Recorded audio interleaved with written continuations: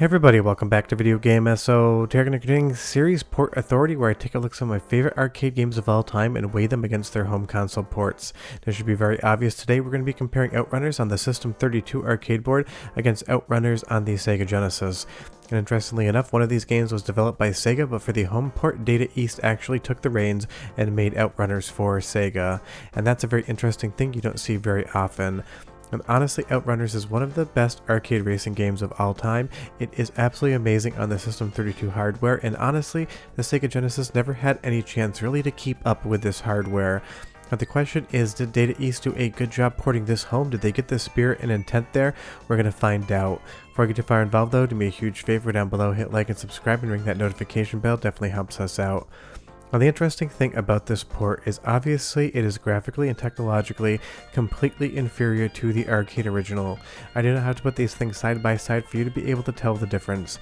Another secondary thing is you're always going to be racing on a split screen, where in OutRunners on arcade, you have the full screen to yourself. And this is some of the best sprite scaling Sega ever did in my opinion. OutRunners is filled with charm, wonder, and all sorts of gigantic sprites just flying across the screen, really giving you a sense of being in a full 3D space, even if you're obviously in a 2D environment. And that was the great thing about this hardware. It could take a sprite and multiple ones at that, scale them, rotate the background, and really give you a sense of perspective. This was about as close as you could get to 3D back in the day with 2D assets, and it absolutely is just one of those classic Sega games. Now moving over to OutRunners on the Sega Genesis, obviously that illusion is broken, but the thing about this is, from a port standpoint, this absolutely nails what the original arcade game was doing. All of the stages are here, all of the gameplay is here, there is some sprite scaling going on here and there. Sure, this is a very inferior port graphically, but the developers at Data East absolutely nailed the spirit of the game. This is the same OutRunners you played in arcades, just with a completely different look, a much lower frame rate, and a much less illusion of actually being in a 3D space. With some parallax scrolling tricks and a little bit of scaling and movement on the sprites, it does get to be a close approximation of what Sega actually did, and all of the characters and cars are going to be here with all of the animations when they crash.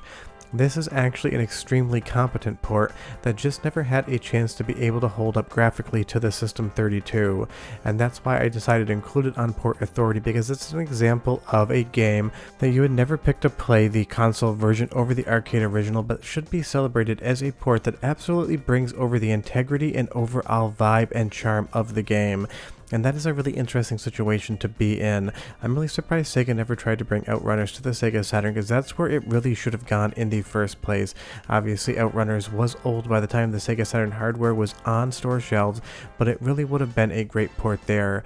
But to hand this port off to Data East and say make OutRunners and make it run on the Sega Genesis, we'd like to also have two-player gameplay just like there was in the arcades, and to get something like this out of it is an accomplishment in and of itself, because when going through the same stages once on OutRunners and once on Sega Genesis, and you can absolutely tell this is the jungle, you're getting the cars and the trees, you're getting the entirety of the map from the arcade original over to the Sega Genesis, and you even get some of the animals that fly across the screen. So that's the interesting thing about ports. They don't need to be as good as the original game. They need to keep the spirit intact, because obviously you weren't getting System 32 level graphics on home consoles anywhere near the release of this on Sega Genesis. So the question is, do you not bring the game out whatsoever and just leave it in arcades? Or do you try to do the best job of actually getting the gameplay and the fun and the integrity of the arcade original onto a home console? And I would say Data East absolutely knocked a home run out of the park when they actually ported OutRunners to the Genesis. The controls are there, the gameplay is there. Sure, it is not the prettiest game in the world, but the fact that you can even do two screens at once in and of itself is impressive, with everything going on. And as we move over back to the arcade original, you will see that obviously the Sagrada Familia in Spain here looks so much more vibrant, with all of these sunflower fields and the church and the background moving around at different rates. This was just some of the best trickery Sega ever had when it came to 2D elements, and it 100% shows. So I do not feel good for Data East having to try to actually port this thing home. Taking a look at the arcade original and knowing you then have to try to down convert that to a 16-bit Sega Genesis would not have been easy. But they did it, they made it fun, they made it the same game, and they even kept the same music in. I'm going to give you an example without engine noises, first the arcade, then the Genesis, and I'll be right back with some more comparisons.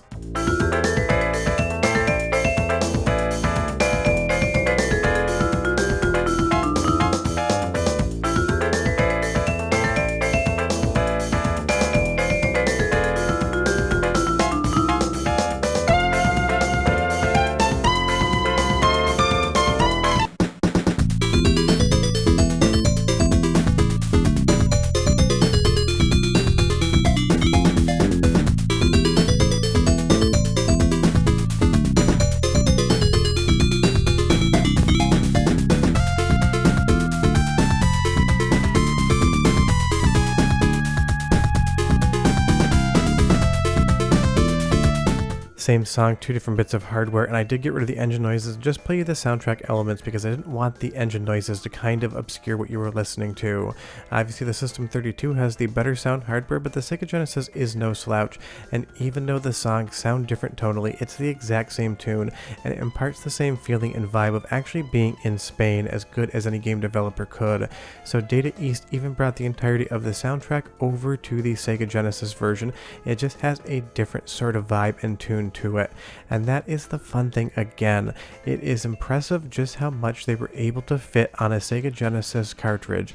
The entirety of both courses, East and West, all of the music, all of the animations, all of the charm, just with that graphical downgrade, because as we move back over to the arcade version again, you can just see the night and day difference as far as the visuals are concerned.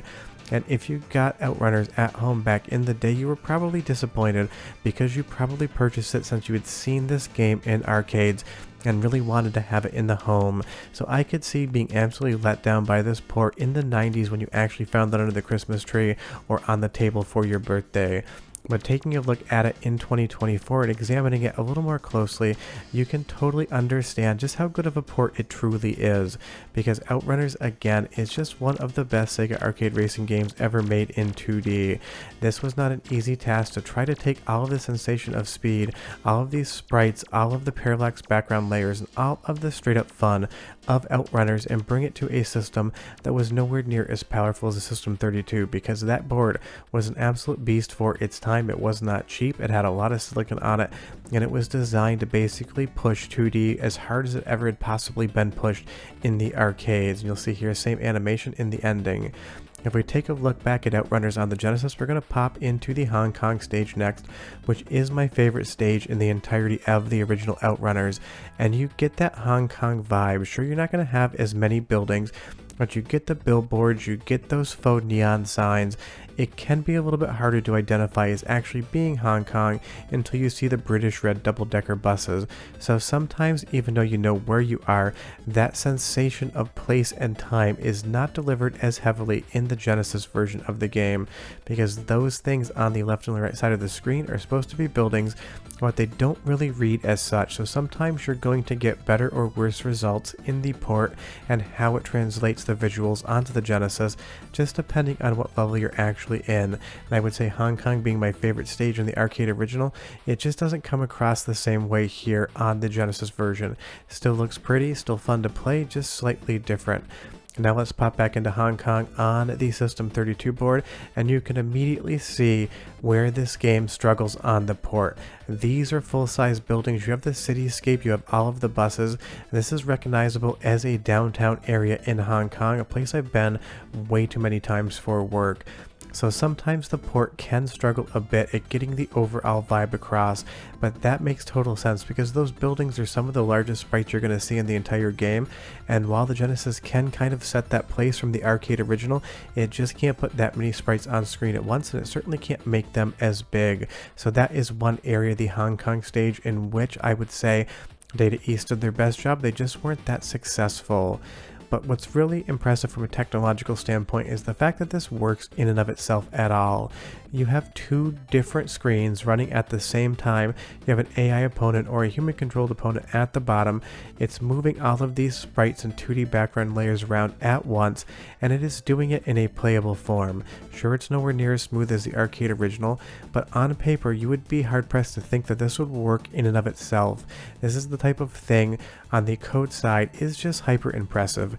And sure, this game did not review well when it came out, and that makes total sense because it wasn't the best racing game on Sega Genesis, and it also had the unfortunate situation of being compared to the arcade original, and that is not a place you'd want to be. But if OutRunners on the Sega Genesis existed in a vacuum, in a world where there was no System 32 version to compare it against, I think it would have reviewed much better, and I think there'd be more nostalgia for the game, because the reality is Data East brought over every single level, every single vehicle, every single fun animation, and every single musical track from the arcade version and got it running on the Sega Genesis, and that is a feat in and of itself. Obviously, if you're going to play one version of OutRunners, make it the arcade version. It is by far the better one. But from a technological standpoint, OutRunners on the Sega Genesis is a little bit of a miracle, and you should definitely play it and give it a shot. For that, we're done, and I'll see you guys next time. Bye bye.